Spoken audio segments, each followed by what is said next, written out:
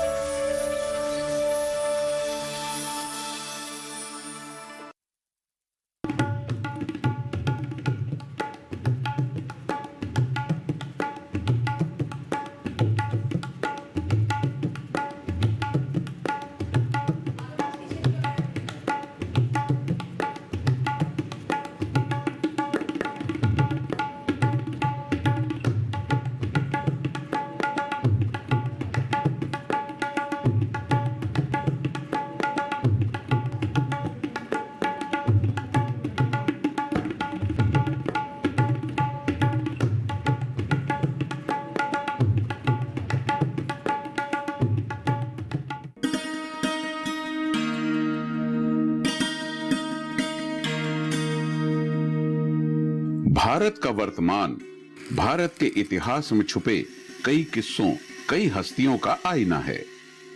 आजादी से पहले का युवा भी साहस और दृढ़ता का जीता जागता उदाहरण था और आज का युवा भी उतनी ही दिलेरी और उत्साहशीलता का प्रतीक है।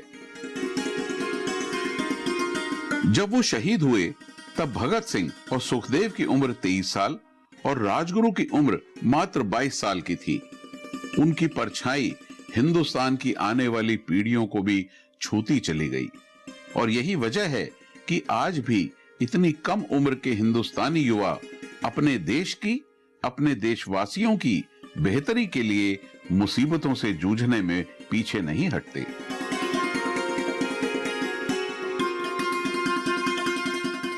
अब चाहे वह स्वतंत्रता की लड़ाई लड़कर हासिल हो पाए या अपनी बुद्धि के दम पर, हिंदुस्तान का युवा ही हिंदुस्तान का भविष्य संवार सकता है।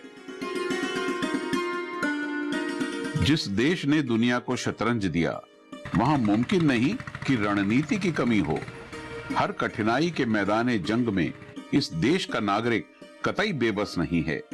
कोई न कोई तरीका, जुगाड़, पैंतरा निकाल ही देता है अपनी रोजमर्रा की जिंदगी में भी उससे निपटने के लिए। तो आज ऐसे ही एक नवाचारी भगवान सिंह विश्वकर्मा से मिलते हैं, जिन्होंने आम जिंदगी में आने वाली आम मुश्किलों को कुछ खास तरीके से सुलझा दिया। 2005 की बात है, जब मैं अपनी बीएससी के डिग्री के दौरान केमिस्ट्री क्लास में एक एक्सपेरिमेंट था जिसमें हम आइडियल गैस लॉ समझ रहे थे। आइडियल गैस लॉ को समझते हुए मैंने ये चीज़ नोटिस की कि किसी भी गैस या लिक्विड का अगर टेम्परेचर हम बढ़ा देते हैं तो जो उसकी इग्निशन एफिशिएंसी है वो बढ़ जाती है। इसी प्रिंसिपल को मैंने अपने साइलेंसर के लिए की पॉइंट माना और उस समय चूँकि मैंने नई छोटी सी एक गाड़ी ख़रीदी थी, माइलेज बहुत कम देती थी, तो ये एक प्रॉब्लम मेरे साथ में थी। और स्टूडेंट लाइफ में आपको पता है पैसों की तंगी हमेशा रहती है, तो वहाँ पर मैं सोचता था कि कहीं ना कहीं इसका जो माइलेज है इतना हो जाए कि मेरी जेब के ऊपर भारी ना पड़े। तो उसके माइलेज को फर्दर इम्प्रूव करने के लिए मैंने सोचा कि क्यों ना इस थ्योरी को पेट्रोल के ऊपर एप्लीकेबल किया जाए। तालाबों के शहर भोपाल और उस शहर के निवासी भगवान सिंह विश्वकर्मा, दोनों की ही कहानी कुछ अनूठी सी है। कहा जाता है कि भोपाल मालवा के राजा भोज द्वारा 1000 साल पहले बनाए गए तालाब के इर्द गिर्द बसता चला गया और इसी शहर में पैदा हुए भगवान सिंह, जो भोपाल के इतिहास में अपनी जगह बनाने में लगे हुए हैं।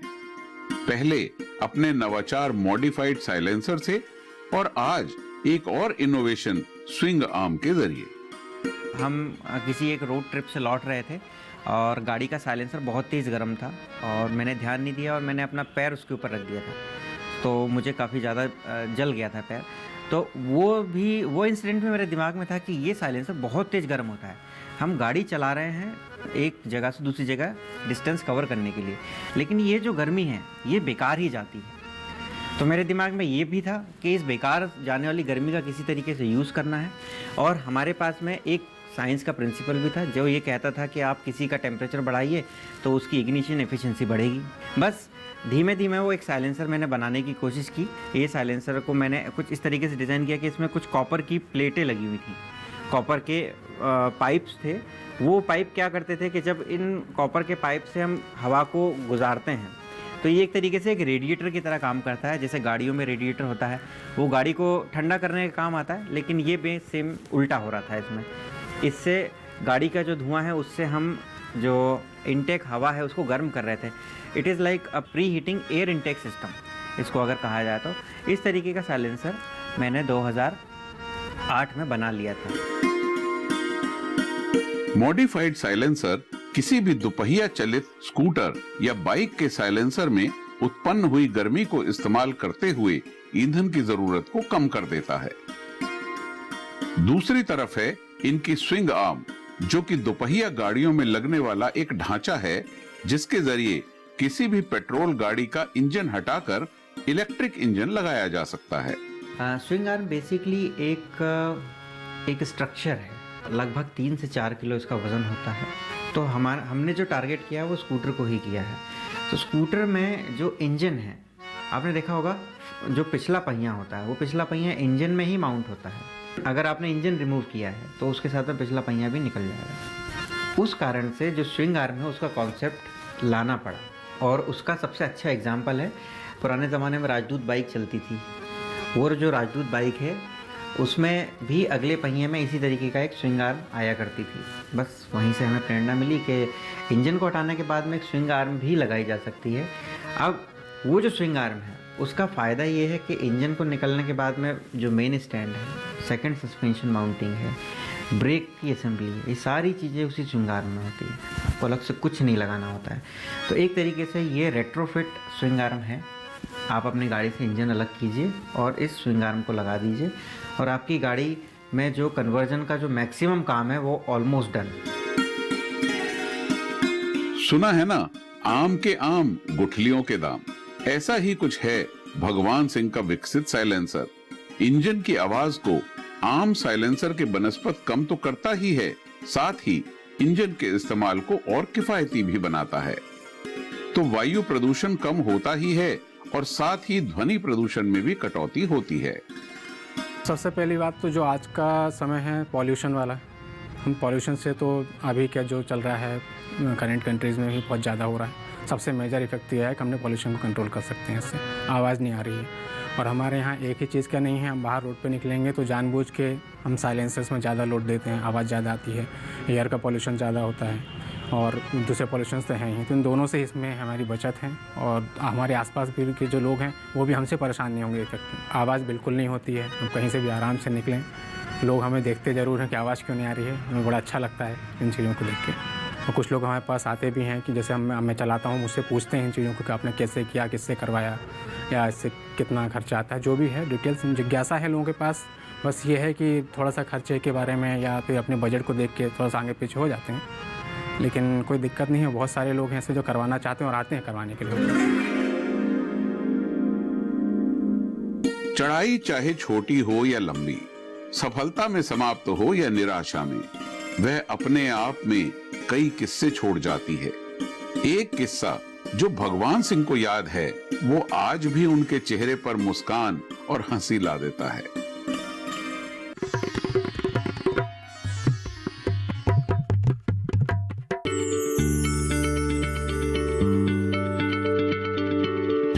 क्या आप किसी बीमारी से परेशान हैं? चाहते हैं डॉक्टर की सलाह? तो हम हैं आपके साथ, बताएंगे आपको जीने की राह। समस्याएं आपकी, समाधान देश के मशहूर विशेषज्ञों के। घर बैठे बात करें देश के जाने माने डॉक्टरों से। हमारे लाइव प्रोग्राम स्वस्थ किसान में हर शनिवार शाम 6 बजे से 7 बजे तक।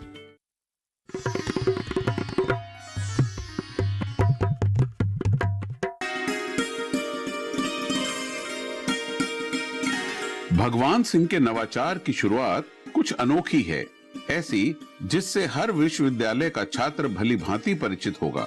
वो थी जेब खर्च की कमी, और जब घर से कुछ ही पैसे मिलते थे तब जरूरत थी कुछ बजट की और कुछ बचत की। और अगर सारा जेब खर्च स्कूटर के ईंधन में निकल जाता हो तब कुछ उपाय निकालना भगवान सिंह के लिए जरूरी हो गया। अब जेब खर्च तो तय था, कॉलेज आने जाने के लिए पेट्रोल की खपाई भी। जो तय नहीं था वो थी भगवान सिंह के मस्तिष्क के अंदर की उधेड़-बुन, जो जितना सुलझाते उतनी ही उलझती। हमारे यहाँ ऐसा कोई रिवाज ही नहीं था कि पॉकेट मनी मिले। मैं जब 11वीं क्लास में था तभी से मैं साइंस के मॉडल्स बनाया करता था और अपनी पॉकेट मनी खुद ही निकाला करता था। मेरे पापा की आय उतनी नहीं थी कि वो मुझे मंथली या वीकली या साल में एक बार या कभी भी पॉकेट मनी के तौर पे पैसे दे सकें। बस ये था कि जब कोई एक्सट्रीम ज़रूरत होती थी, जैसे स्कूल की फ़ीस भरना, तो जो वो खर्चा था वो ऑफ कोर्स वो देते थे। लेकिन जो अपने लिए खर्चा होते थे, जो मेरे खुद के खर्चे होते थे, जो मेरे शौक़ के लिए जो खर्चा होता था, वो मैं खुद ही बनाता था। साइंस के प्रोजेक्ट बनाता था, मॉडल्स बनाता था, और जो दूसरे बच्चे हैं जो इस काम में इतने तेज़ नहीं थे उनको बना के बेचता था। तो इस तरीके से मैं अपना जेब खर्च निकालता था। लेकिन 2004 या 5 में एक स्टूडेंट के लिए गाड़ी को मेंटेन करना भी एक बड़ी बात होती है। तो क्योंकि वो मेंटेन करना था, गाड़ी थी, चलाना था, शौक़ रहता है, हर बच्चे को रहता है, मुझे भी था। तो बस उसी कारण से मुझे माइलेज कम लगता था और ये बात लगती थी कि इसका माइलेज बढ़ना चाहिए। ये नवाचार दोपहिया वाहनों के साइलेंसर में किया गया एक संशोधन है। इसमें एग्जॉस्ट गैस की ऊष्मता से हवा को गर्म और चार्ज किया जाता है। इससे इंजन की दक्षता बढ़ती है और माइलेज में 25 से 30% का इजाफा होता है।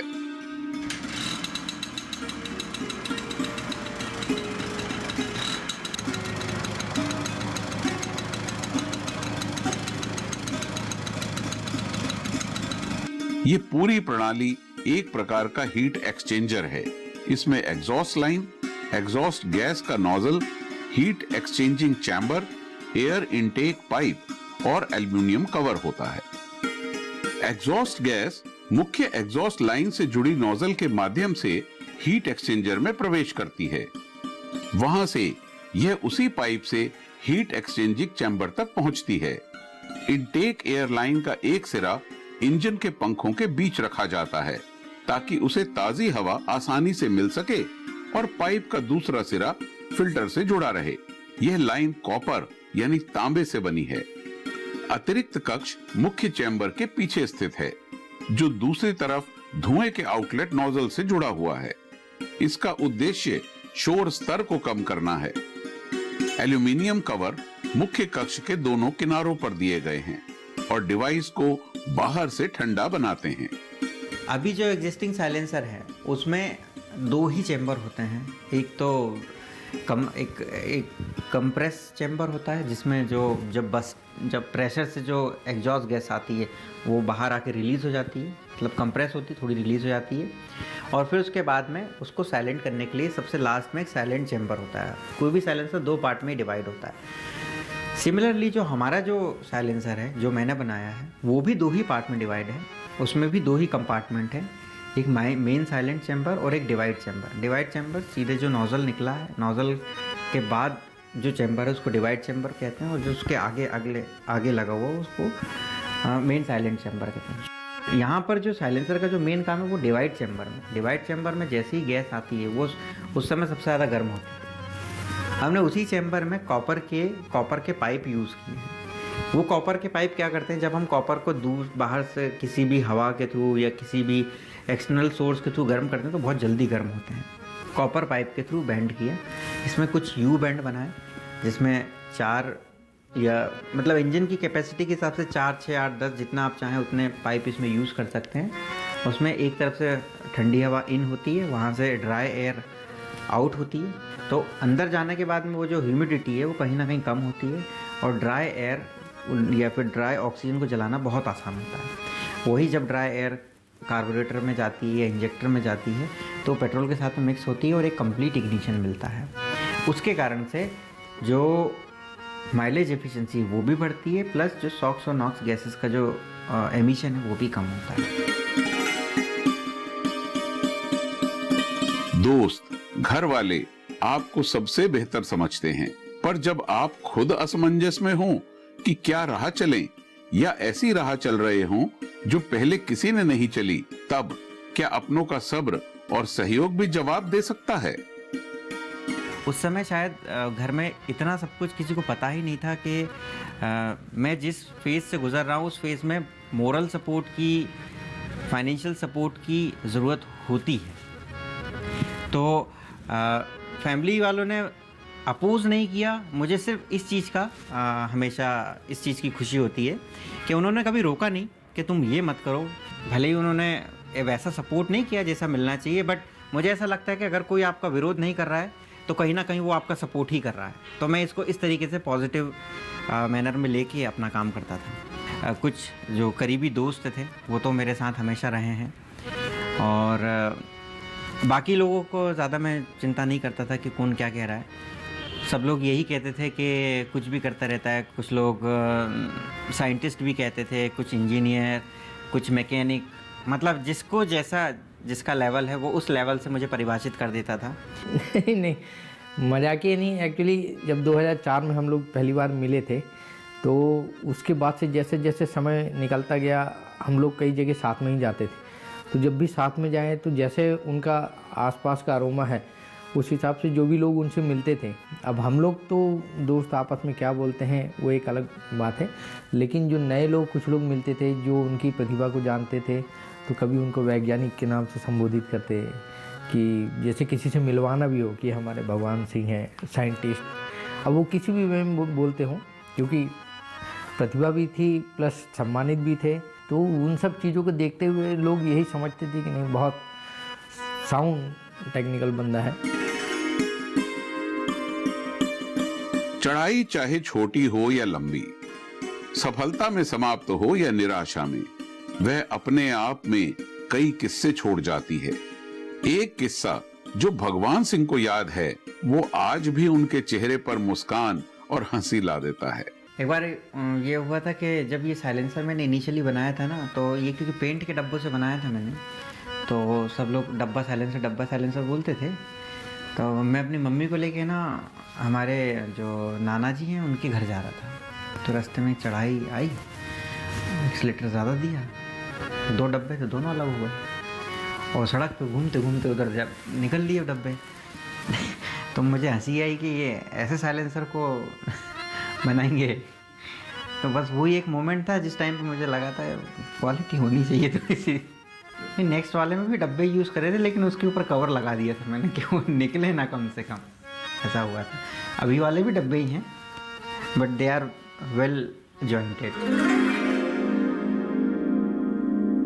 कहां से शुरुआत की और आज कहां तक पहुंच गए। कभी कुछ पैसों के लिए सहपाठियों के साइंस प्रोजेक्ट बनाते भगवान सिंह क्या सोच पाए थे कि जीवन ऐसा होगा या यहां तक लाएगा।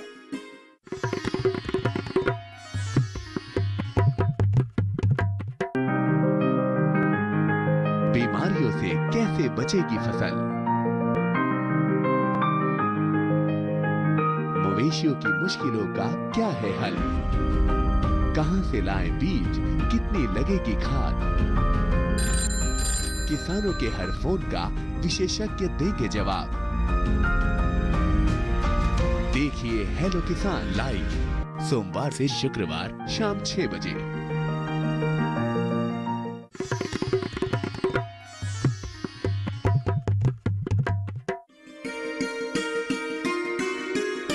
आज के संदर्भ में एक चीज जो सोचने की है वह यह है कि हम प्रकृति से कितना ग्रहण करें जो हमारे आज को संभाल सके, और कितना छोड़ें जो भविष्य में मनुष्य के अस्तित्व के लिए आवश्यक है। इसके बीच के संतुलन को ढूंढते हुए भगवान सिंह के नवाचारों की फहरिस्त आज भी जारी है। इनका बनाया स्विंग आर्म कमाल का है। जो सीख इन्हें अपने पिछले नवाचारों से मिली, आज उसी को मस्तिष्क में रखते हुए आगे की लड़ाई लड़ रहे हैं। भगवान सिंह के द्वारा बनाया गया स्विंग आर्म किसी भी दोपहिया मोटर बाइक या स्कूटर को पेट्रोल से बिजली की तरफ लाने में सक्षम है। ये कार्य तो पहले भी होता था। पहले भी लोग निजी स्तर पर अपनी पुरानी स्कूटर और बाइक को पेट्रोल से इलेक्ट्रिक में परिवर्तित करते थे, मैकेनिक की सलाह लेकर या फिर इंटरनेट पर विभिन्न तरीके पढ़कर। पर कोई एक सरल साधन नहीं था जो हर दोपहिया गाड़ी में लगाया जा सके। इसमें यहाँ पे आप देख सकते हैं जो ये माउंटिंग दे रखी है, इसमें हमारा हब मोटर जिसको बोलते हैं, टायर सहित हब मोटर फिट होगी। इसमें जो हैं दोनों सस्पेंशन फिट होंगे शॉकअप वाले, और यहाँ जो नीचे आप पोर्शन देखेंगे, ये जो आपको दिख रहा होगा, इस पोर्शन में इसका जो मेन स्टैंड वही इसमें फिट हो जाता है। उसके लिए कोई अलग से आपको असेंबली अरेंज करने की ज़रूरत नहीं है।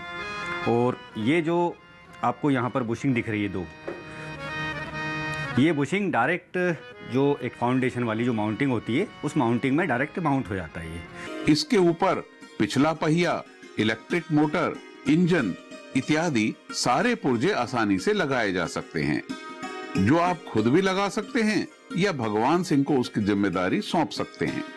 थोड़ी अजीब सी बात है, पर खर्चा बचाने के लिए कभी कभी खर्चा करने की जरूरत पड़ती है। तो कैसे अपने स्कूटर को इलेक्ट्रिक बनाने में खर्चा होता है और मुनाफा भी।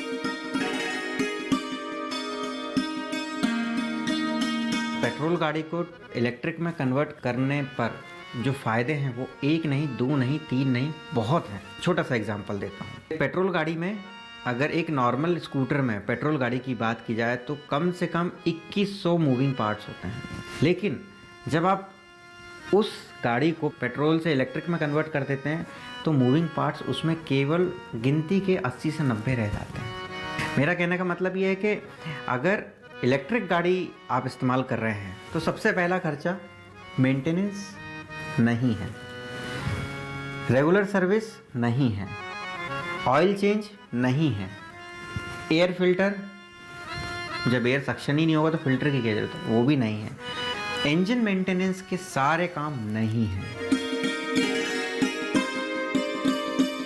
कई लोग हैं जिन्होंने भगवान सिंह के नवाचारों का फायदा लिया है, उनके भविष्य के सपने को आज जिया है। अभी लेटेस्ट में जो इनकी कन्वर्जन की हुई जो गाड़ियां हैं, सबसे पहले मुझे ही चलाने को दी थी, हम लोगों ने चला के देखी और मैं खुद चलाता हूं अभी भी, और बहुत अच्छे रिजल्ट्स हैं इसके हमारे साथ में। मैं इसको घर में यूज़ कर रहा हूं, मेरे पिताजी भी यूज़ करते हैं उसको। और एक बार चार्ज करने में हम लोग 35-40 किलोमीटर भोपाल की रनिंग में, भोपाल के जो एटमॉस्फेयर में, उसमें अच्छे से चला सकते हैं हम लोग। कहां से शुरुआत की और आज कहां तक पहुंच गए। कभी कुछ पैसों के लिए सहपाठियों के साइंस प्रोजेक्ट बनाते भगवान सिंह क्या सोच पाए थे कि जीवन ऐसा होगा या यहाँ तक लाएगा। 2010 में जैसे मैंने अपनी मास्टर डिग्री कंप्लीट की तो 2012 तक मैंने इंडस्ट्रीज़ में एज ए जियोलॉजिस्ट काम किया। उसके बाद मैंने नेट की तैयारी के लिए ड्रॉप लिया वहाँ से और मैं वापस भोपाल आया। भोपाल आने के बाद में मैंने काफ़ी समय तक पढ़ाई की और ISM धनबाद का एंट्रेंस एग्ज़ाम भी निकाला, लेकिन एक ऑपरेशनल एरर की वजह से वो जो PhD थी मेरी छूट गई। मैं उसमें दाखिला नहीं ले पाया, ट्रेन लेट हो गई थी, सही समय पर नहीं पहुंच पाया और मेरी सीट जो थी, जो मेरे लिए रिज़र्व थी, वो किसी कारण से किसी और को अलॉट कर दी गई। मैं वहाँ से बहुत ज़्यादा हतोत्साहित हो गया था। फिर मुझे कहीं ना कहीं ये अंदर ही अंदर ये चीज़ बार बार उठती थी कि ये कहाँ जा रहे हैं, किस लाइन में जा रहे हैं, कैसे जा रहे हैं। मैंने ये तो नहीं सोचा था शुरू में। एक मोनोटोनस लाइफ हो गई थी, सुबह उठो, जाओ, क्लास लो, कुछ नया सीखने को मिलता ही नहीं था। इस कारण से मैंने फिर एक दिन डिसाइड किया कि अब ये जॉब मैं शायद नहीं कर पाऊँगा और मैंने अपने घर वालों को नहीं बताया इस बारे में, बस मैंने जॉब छोड़ दी। और घर वालों को लगे कि ये कंटिन्यूसली जॉब पे जा रहा है, इसलिए हमारे घर से दूर हमारे कुछ मित्र थे, उन्होंने एक गैराज शुरू किया था। तो उस गैराज में मैं उसी सेम टाइम में कॉलेज के लिए घर से जिस टाइम पे निकलता था उसी टाइम पे निकलता था और वहाँ जाके अपना टाइम देने लगा। भगवान सिंह अकेले बुद्धिमान नवाचारी नहीं हैं। हिंदुस्तान के कोने कोने में ऐसे नागरिक हैं जो अपने आसपास दिखती दिक्कतों से समाज को बाहर निकालना चाहते हैं। ऐसे लोगों को क्या संदेश देता है भगवान सिंह का अनुभव? किसी को फॉलो करके तो अपने रास्ते नहीं बनाए जा सकते। हर व्यक्ति की अलग कहानी होती है, हर व्यक्ति स्ट्रगल करता है, हर व्यक्ति मेहनती होता है। मैं अगर किसी से कहूँ कि जैसा मैंने किया वैसे आप करो, नॉट पॉसिबल। जैसे कलाम साहब ने किया था, हर व्यक्ति कलाम साहब जैसा भी नहीं बन सकता। हर व्यक्ति अपने आप में यूनिक होता है। मुझे ऐसा लगता है कि हर वो व्यक्ति जो इनोवेशन के क्षेत्र में काम करना चाहता है, थोड़ा सा धैर्य के साथ में अपने पैशन को जीवित रखे। समय मिले तो अपने इनोवेशन या अपने पैशन जो बचपन में या कभी रहा हो उसके ऊपर भी काम करना चाहिए, और हो सकता है कि वो चीज़ आपको कहीं अलग मुकाम पे लेके जाए। शतरंज का घर है हिंदुस्तान। घोड़े, हाथी, ऊंट की चाल चलने वाले बहुत मिलेंगे, पर एक प्यादे का धैर्य और दृढ़ निश्चय ही है जो उसे रानी भी बना देता है। जरूरत है मात्र सीधी और स्थिर चाल चलने की। अगले हफ्ते एक और किस्सा, एक और नायक, एक और पक्के इरादे वाले से मिलेंगे इन्हीं कच्चे रास्तों पर।